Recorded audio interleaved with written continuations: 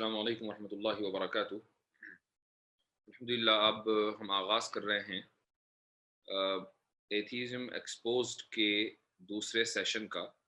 ہم نے پہلے سیشن میں آرمین نوابی کی کتاب پڑھنی شروع کی تھی اور اس کا مقدمہ ہم نے کل ختم کیا تھا۔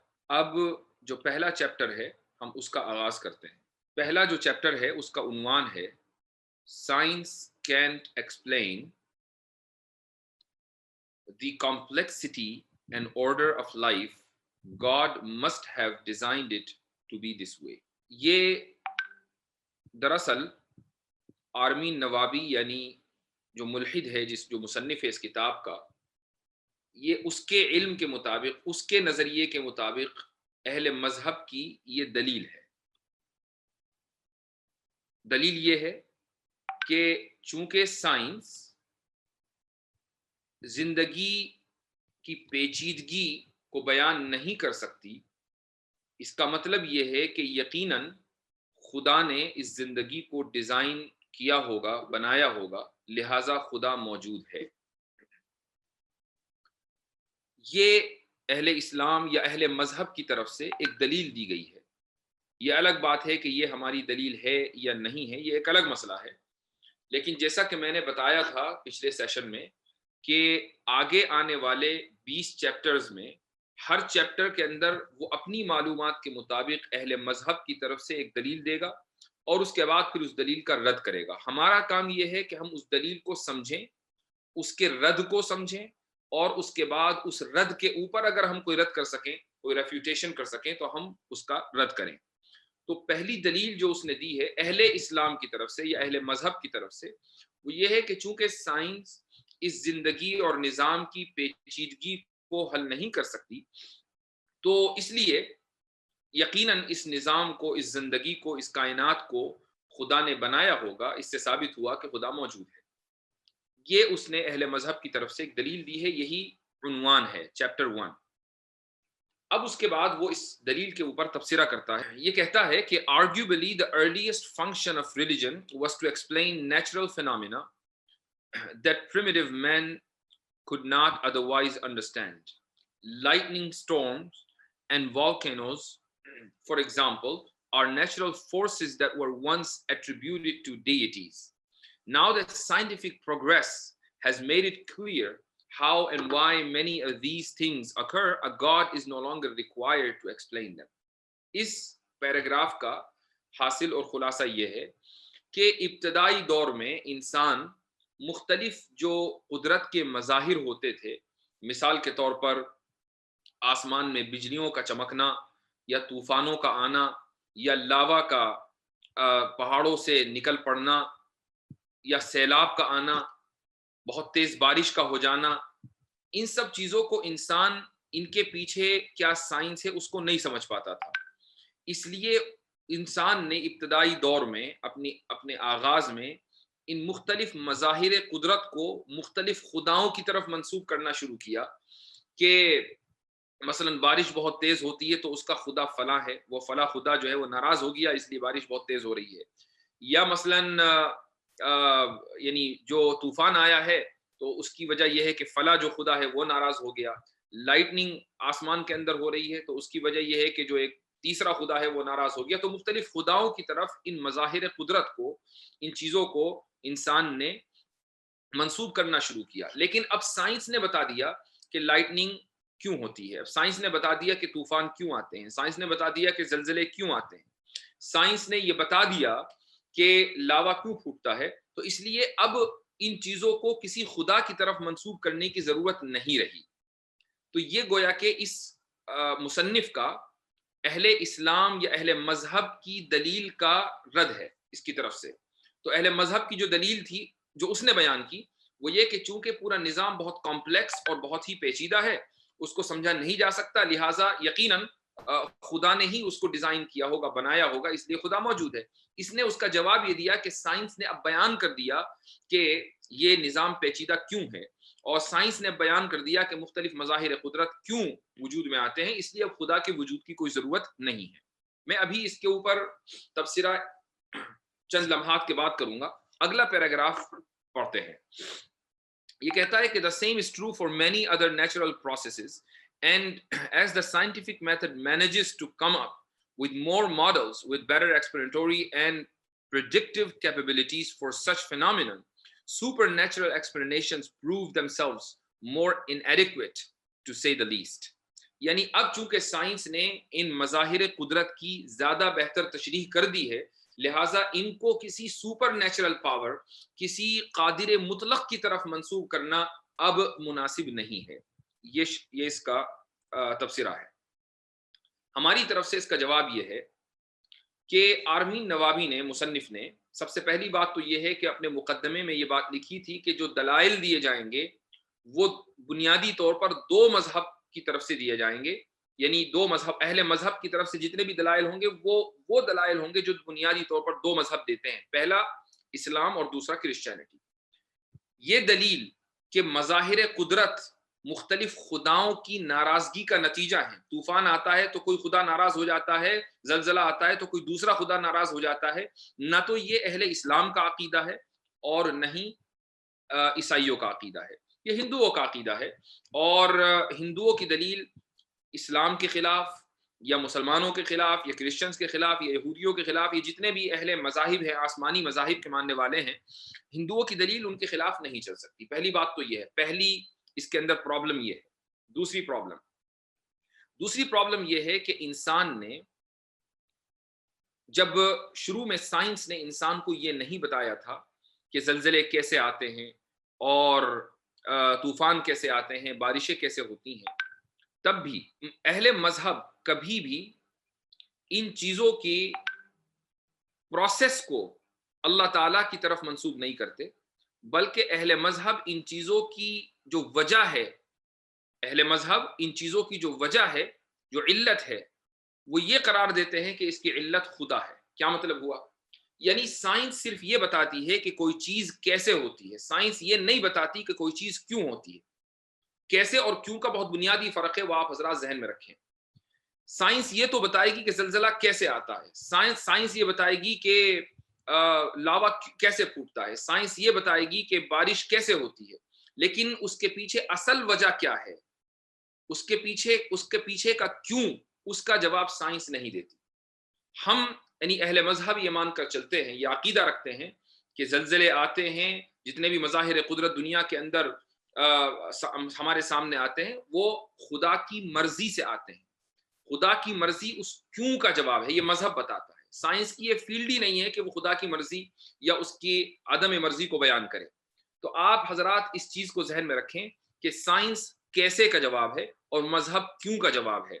اور یعنی خدا کی مرضی کو جاننا نہ جاننا یہ سائنس کی میدان سے باہر کی چیز ہے، لہٰذا سائنس اس کو کبھی بیان ہی نہیں کر سکتی کہ خدا موجود ہے یا نہیں. تو یہ سب سے پہلی بات، تو اس کے اوپر ہمارا تبصرہ یہ ہے. دوسری بات، اگلے صفحے کے اوپر یہ ایک کہانی لکھتا ہے آرمین نوابی، ایک کہانی لکھتا ہے. یہ کہانی شروع ہوتی ہے 1802 سے. کہانی یہ ہے کہ in 1802 philosophers William Paley introduced the theological argument in his book Natural Theology. In it, he argues that the universe must have been designed by an intelligent creator because it is too complex to have arisen by chance. 1802 میں ایک فلسفی William پیلے نے اپنی کتاب theological natural theology میں ایک دلیل دی ہے. وہ دلیل یہ ہے کہ یہ کائنات اتنی زیادہ پیچیدہ ہے، اس کے پیچھے یقیناً ایک انٹیلیجنٹ کریٹر ہے. انٹیلیجنٹ کریٹر کا مطلب یعنی ایک ایسا خالق جو علام بھی ہے، جو علیم بھی ہے، انٹیلیجنٹ کریٹر جو سب کچھ جاننے والا بھی ہے، یقیناً وہ اس کی تخلیق کے پیچھے ہے. Because it is too complex to have arisen by chance. یہ ناممکن ہے کہ یہ پوری کائنات اور اس کا پیچیدہ نظام اتفاقی طور پر سامنے آ گئے. To illustrate this, he makes an analogy to a watch.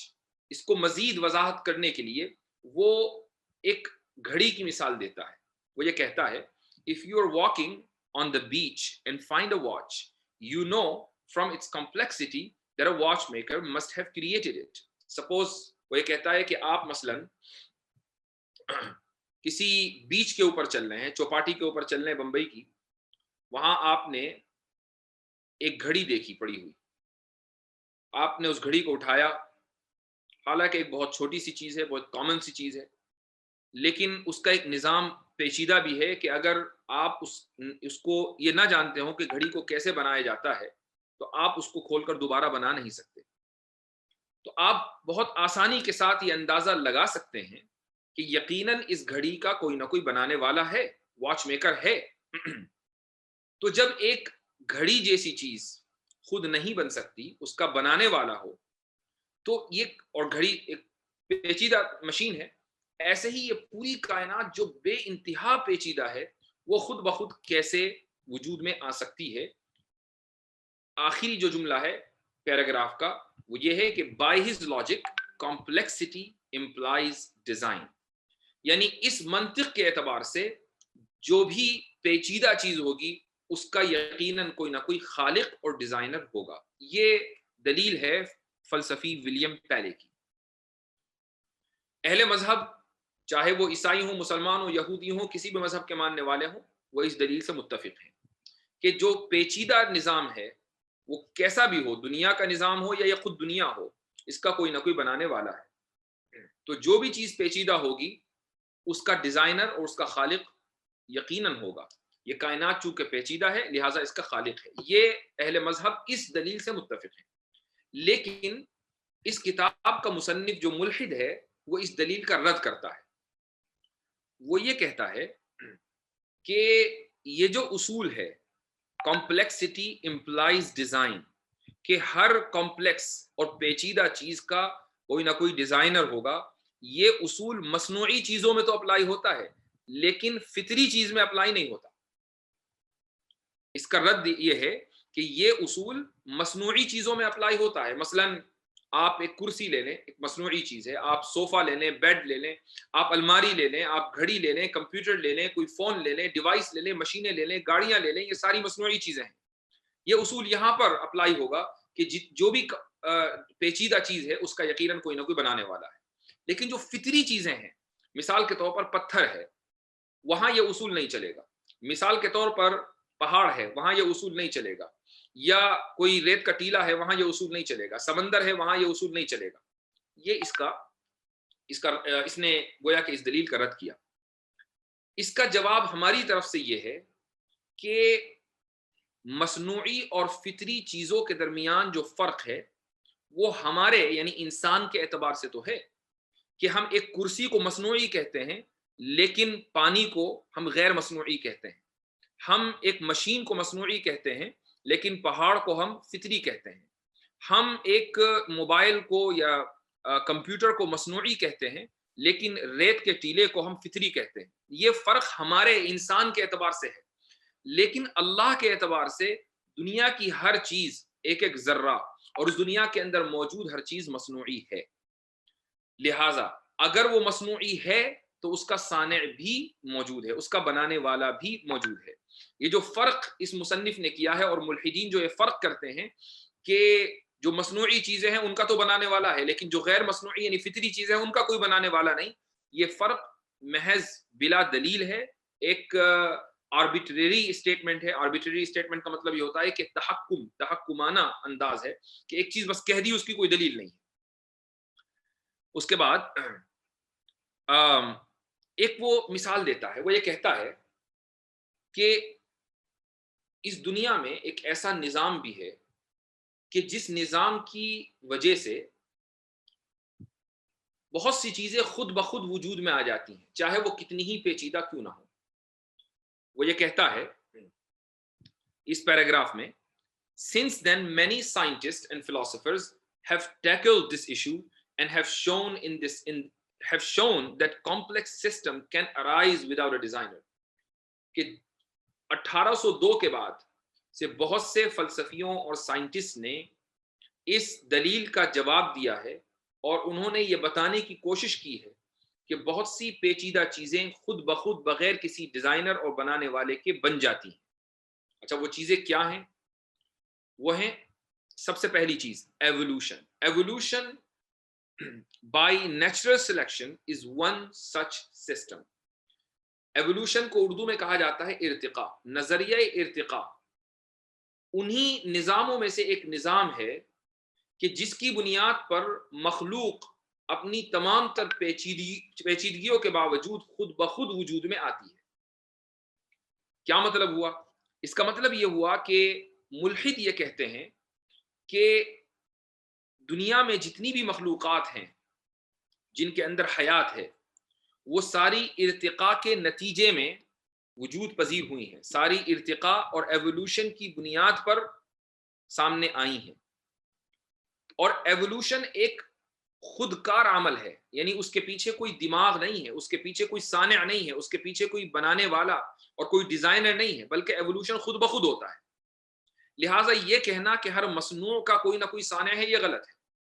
اس لیے کہ ایوولوشن نے اس بات کو ثابت کر دیا کہ انسان ہو یا بندر ہوں یا چمپینزی ہوں یا مچھلیاں ہوں سمندر کی، یا کوئی بھی جانور ہو، کوئی بھی ایسی چیز کے جس کے اندر روح ہے، وہ اسی ارتقاء کے نتیجے میں خود بخود وجود میں آئی ہے. لہٰذا یہ کہنا کہ ہر مصنوع کا کوئی نہ کوئی صانع ہوگا، یہ غلط ہے. یہ اس شخص کی دراصل دلیل ہے. آج کے اس حلقے میں ہم ایوولوشن کے تعلق سے کچھ دیر گفتگو کریں گے. ایوولوشن ایک بہت ہی مشہور نظریہ ہے اور اس کے اوپر تفصیل سے گفتگو کرنا ضروری ہے.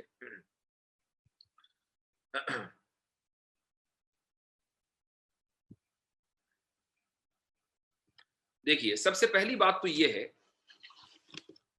کہ جو لوگ بھی ایوولوشن کے قائل ہیں، یعنی نظریہ ارتقاء کے قائل ہیں، آپ ان سے ایک سوال یہ پوچھیں کہ نظریہ ارتقاء ایک سائنسی نظریہ ہے یا نہیں. وہ جواب یہ دیں گے کہ نظریہ ارتقاء ایک سائنسی نظریہ ہے.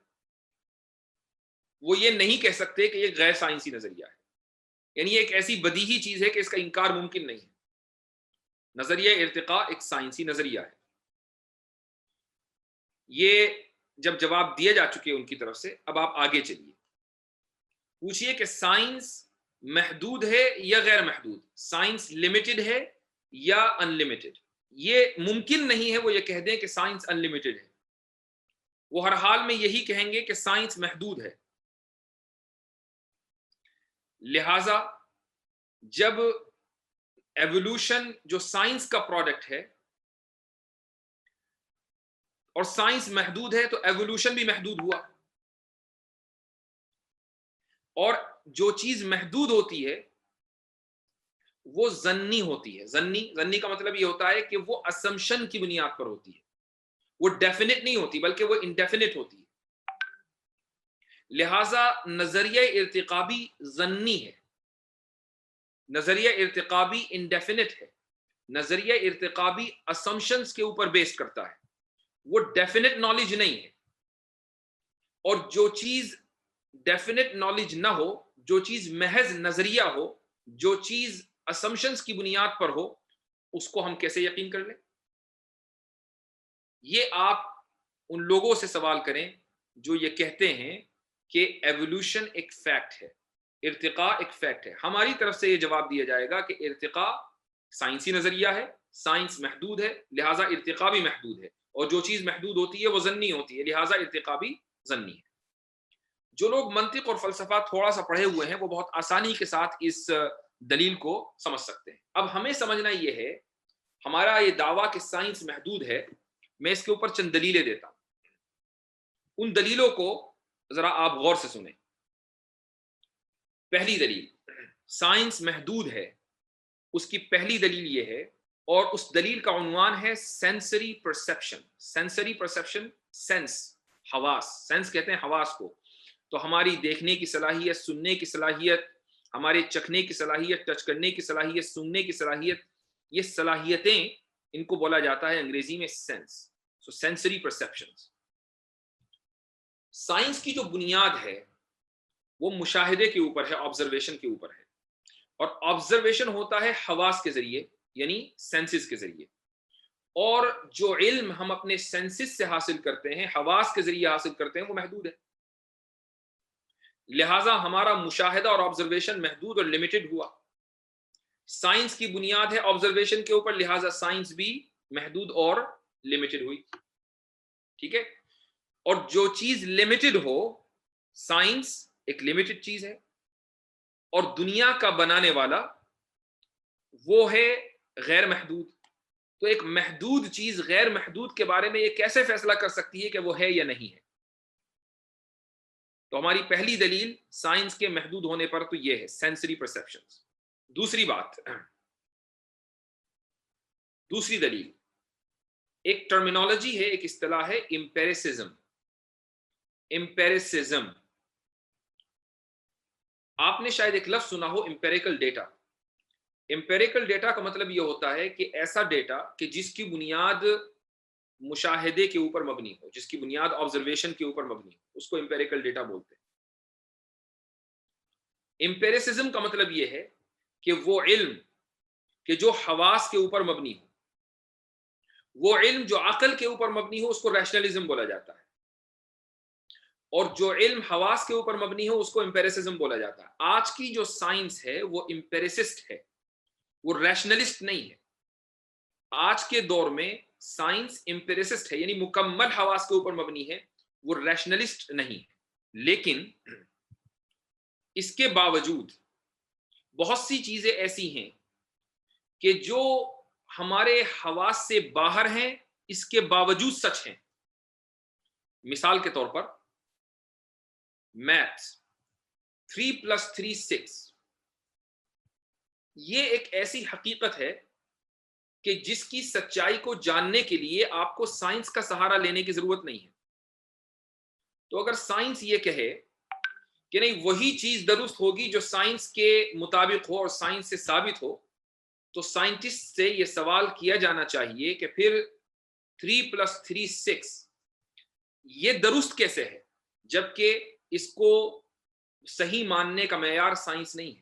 یہ ایک یونیورسل ٹروتھ ہے, یہ ایک کائناتی حقیقت ہے. ایک آدمی چاہے سائنس جانتا ہو یا نہ جانتا ہو, وہ اس بات کا قائل ہے کہ 3+3 = 6. ایسے ہی اس سماج میں, معاشرے میں جتنے بھی اخلاقی اچھائیاں ہیں یا اخلاقی برائیاں ہیں, یہ ایسی سچائیاں ہیں کہ جن کے سچ ہونے کے لیے سائنس کا سہارا لینے کی ضرورت نہیں ہے. مثال کے طور پر کسی کا قتل کر دینا, ناحق قتل کر دینا ایک بری چیز ہے. اس کے لیے سائنس کا سہارا لینے کی ضرورت نہیں ہے. بغیر سائنس کے ہم نے اس سچ کو جانا کہ ناحق کسی کا قتل کرنا بری چیز ہے. ایسے ہی کسی کے اوپر کسی بھوکے کو کھانا کھلا دینا ایک اچھی چیز ہے. یہ ایک ایسا سچ ہے کہ جس کو جاننے کے لیے ہمیں سائنس کے سہارا لینے کی ضرورت نہیں ہے. لہٰذا یہ ثابت ہوا کہ اس دنیا میں بہت سی سچائیاں ایسی ہیں جو سائنس کے حدود اور اس کی لمیٹیشن سے باہر ہیں. جب بہت سی سچائیاں سائنس کی لمیٹیشن سے باہر ہیں تو سائنس محدود ہوئی, اور یہ بھی ثابت ہوا کہ کسی بھی سچائی کے لیے یہ ضروری نہیں ہے کہ وہ سائنس کے معیار پر پورا اترے یا سائنس سے اس کو ثابت کیا جائے. تو خدا کا ہونا یہ بھی ایک ایسی سچائی ہے کہ جس کو سچ ماننے کے لیے سائنس کا سہارا لینے کی ضرورت نہیں ہے. یہ ہماری دوسری دلیل ہے. تیسری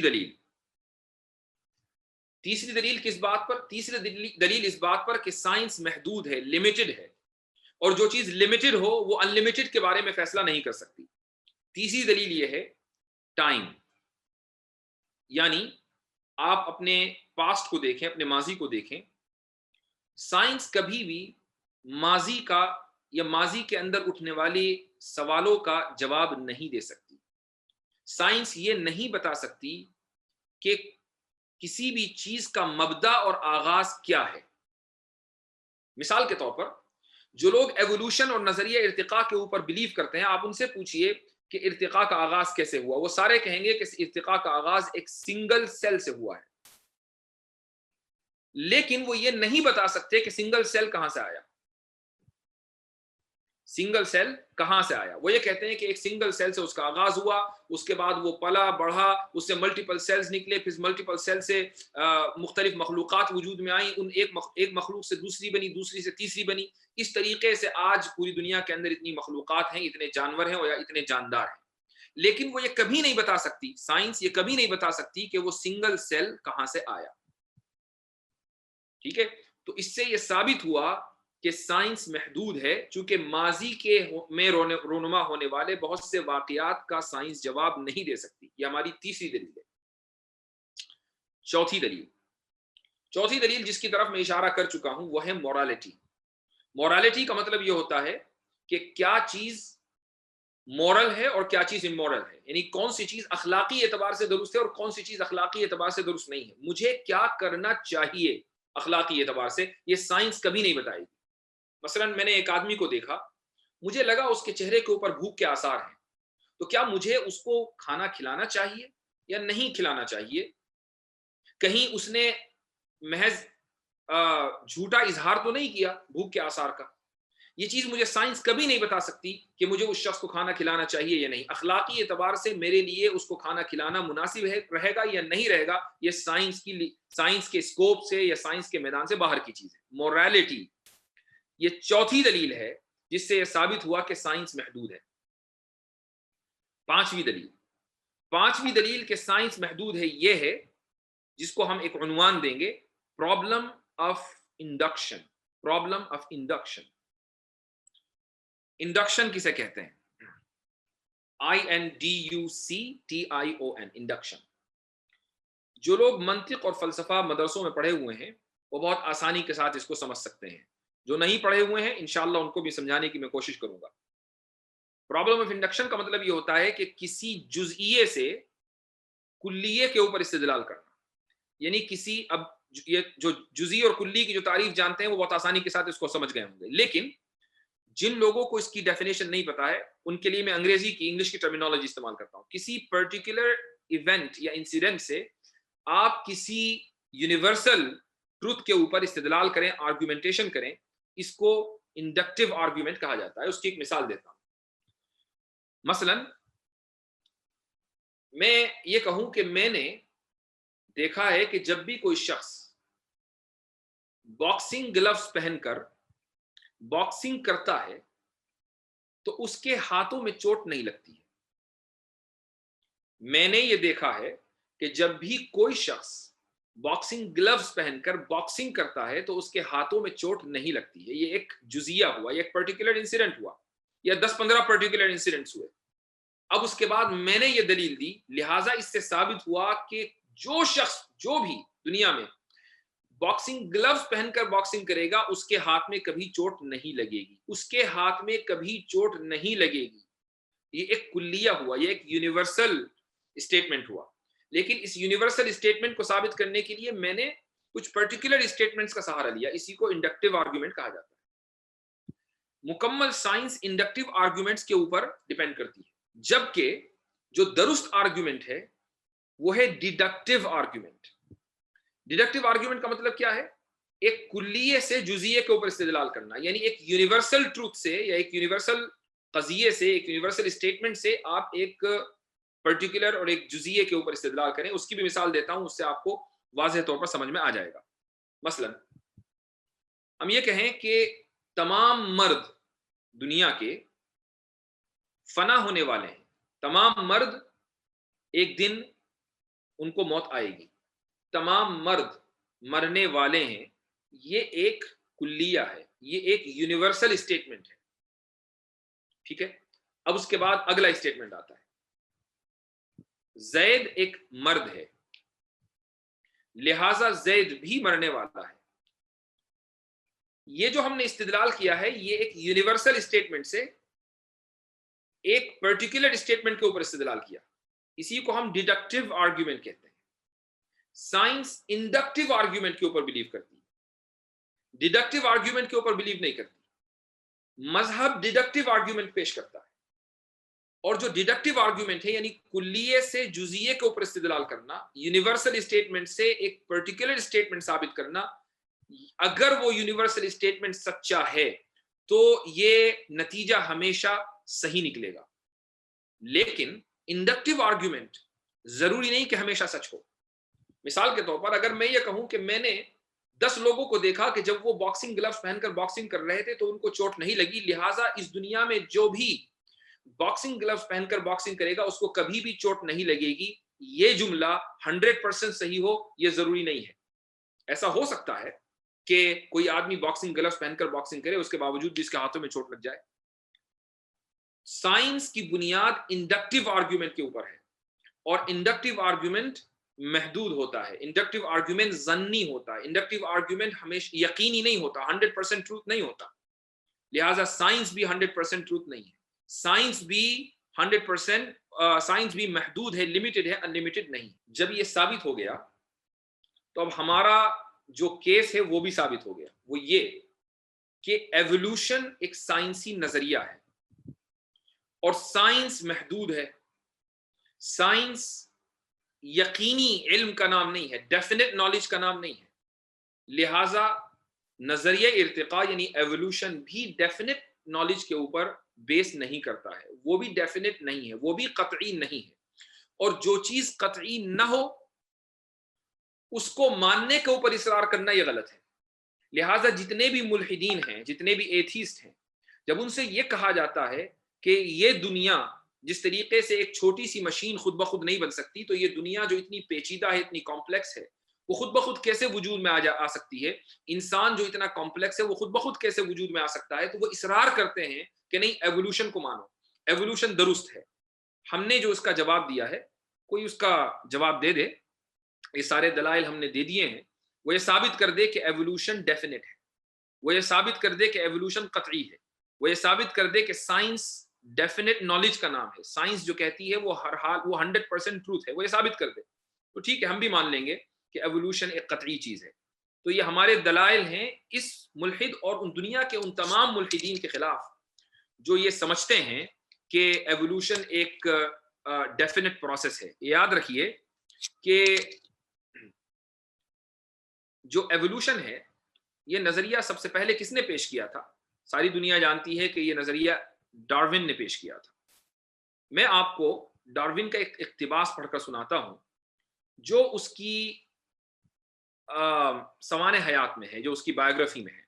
وہ یہ لکھتا ہے، یعنی ڈارون خود ہی کہہ رہا ہے، چارلز ڈارون خود ہی کہتا ہے، میں اس کا اردو ترجمہ آپ کو پڑھ کے سنا رہا ہوں. خدا کے وجود پر ایمان کی ایک اور دلیل مجھے کہیں زیادہ وزنی معلوم ہوتی ہے، اور اس کا تعلق جذبات سے نہیں بلکہ عقل سے ہے. یعنی بہت سے لوگ خدا کے وجود پر کے قائل اس لیے ہوتے ہیں چونکہ یہ ان کے لیے ایک ایموشنل مسئلہ ہوتا ہے، لیکن ڈارون یہ کہتا ہے کہ یہ جو دلیل مجھے ملی ہے اس کا تعلق جذبات اور ایموشن سے نہیں بلکہ عقل سے.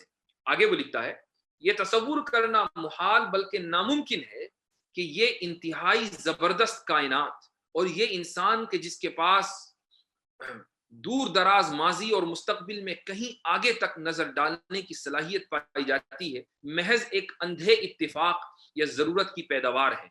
اس زاویے سے غور کرتے ہوئے میں خود کو مجبور پاتا ہوں کہ اس اولین سبب تخلیق میں ایک انسانی ذہن سے کسی درجے مماثلت رکھنے والی ذہانت کی موجودگی کو تسلیم کروں، اور اس طرح میں مستحق ہوں کہ میرا شمار بھی خدا پر یقین رکھنے والوں میں کیا جائے.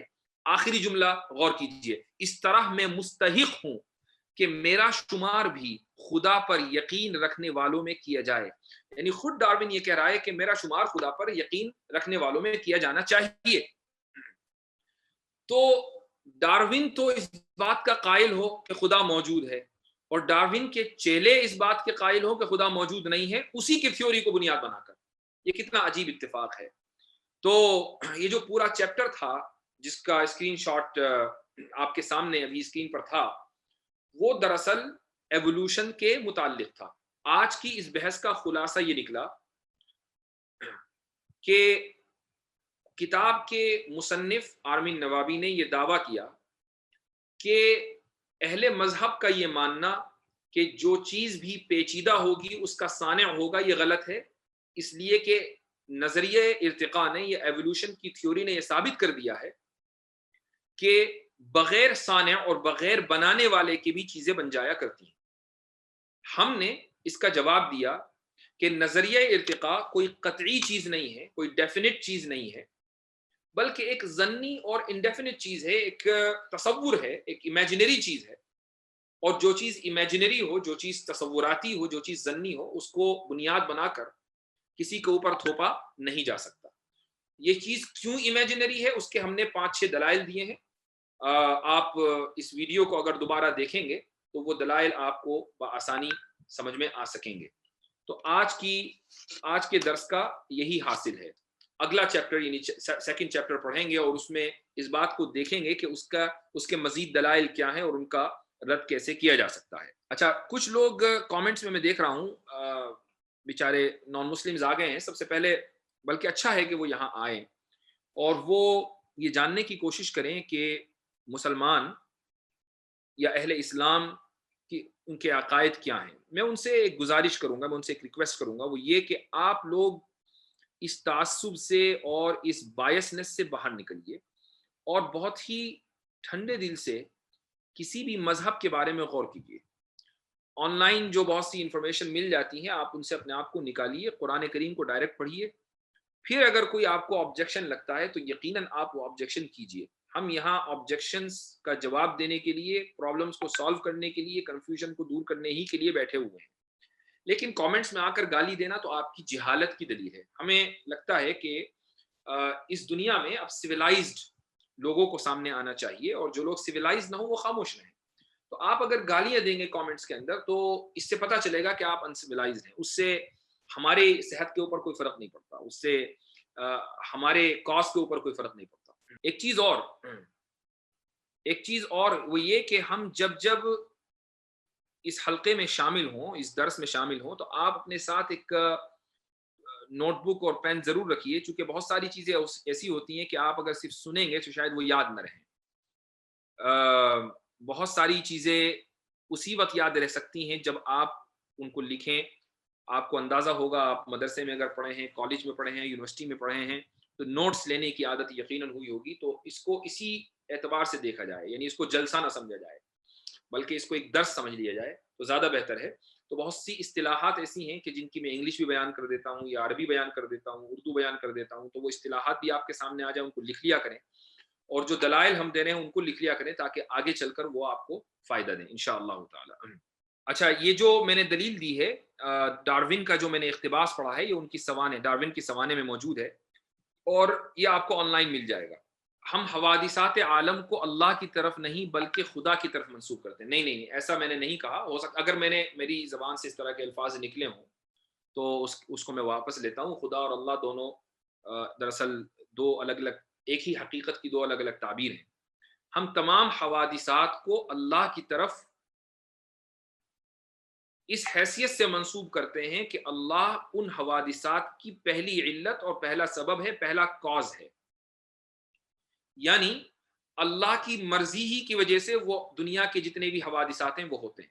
لیکن وہ کیسے ہوتے ہیں یہ سائنس بتاتی ہے، کیوں ہوتے ہیں یہ مذہب بتاتا ہے، سائنس یہ بتاتی ہے کہ وہ کیسے ہوتے ہیں۔ سائنٹسٹ خود ایک حقیقت کو تسلیم کرتے ہیں، وہ یہ کہتے ہیں کہ سائنس کا جو موضوع ہے، جو سبجیکٹ میٹر ہے، کہ زندگی کے چلتے ہوئے سلسلے میں اسباب و علل سے متعلق مسائل سے بحث کرنا، نہ کہ اولین سبب کا تعین کرنا، یہ سائنس کا موضوع ہے۔ یہ اردو بڑی گاڑھی میں نے بول دی ہے، اس کی میں وضاحت کر دیتا ہوں۔ وہ یہ کہ سائنس کا جو سبجیکٹ میٹر ہے وہ یہ ہے کہ یہ جو دنیا اس وقت چل رہی ہے، اس وقت رواں دواں ہے، اس میں اسباب و علل کیا ہیں، یعنی کوئی چیز کیوں ہو رہی ہے۔ مثلا اس وقت جو بارش ہو رہی ہے وہ کیسے ہوتی ہے، زلزلہ کیسے آتا ہے، والکینو کیسے پھوٹتا ہے، اس کا جو اولین سبب ہے، یعنی ان تمام چیزوں کے پیچھے کیا کوئی خالق ہے یا یہ چیزیں خود بخود وجود میں آ گئیں، سائنس کا یہ موضوع نہیں ہے۔ میں دوبارہ ان الفاظ کو پڑھتا ہوں۔ زندگی کے چلتے ہوئے سلسلے میں اسباب و علل سے متعلق مسائل سائنس کا موضوع ہے، نہ کہ اولین سبب کا تعین کرنا۔ اور اسی کو مختصر الفاظ میں آپ یاد رکھ سکتے ہیں کہ سائنس کا موضوع ہے کسی چیز کے کیسے کو بیان کرنا، اور مذہب کا موضوع ہے کسی چیز کے کیوں کو بیان کرنا۔ عبد القادر صاحب ایک سوال یہ کر رہے ہیں کہ الحاد کے بنیادی نکات کیا ہیں اور ملحدین اس وقت کن کن کو فالو کرتے ہیں؟ دیکھیے ملحدین کا جو سب سے بڑا چیمپئن ہے اس کا نام ہے رچرڈ ڈاکنز، تو سارے ملحدین اسی کو فالو کرتے ہیں، اسی کی کتاب پڑھ پڑھ کر جو ہے کاپی پیسٹ کرتے رہتے ہیں، انشاءاللہ اس کا بھی ایک دن پوسٹ مارٹم کریں گے۔ لیکن ان کے جو بنیادی نکات ہیں دراصل ہم انہی کو ذکر کرنے کے لیے یہ سیشنز کر رہے ہیں، یعنی اگر آپ یہ سارے سیشنز دیکھ لیں گے اور ان کو سمجھ لیں گے تو آپ کو پتہ چل جائے گا کہ الحاد کے بنیادی نکات کیا کیا ہیں، کن کن چیزوں کے اوپر الحاد کھڑا ہے، اور اس کا جو سب سے بنیادی جو نظریہ ہے وہ ایوولوشن ہے۔ ایوولوشن الحاد کا، ایتھیزم کا سب سے بنیادی نظریہ ہے۔ جزاکم اللہ خیر الجزاء وآخر دعوانا ان الحمد للہ رب العالمین۔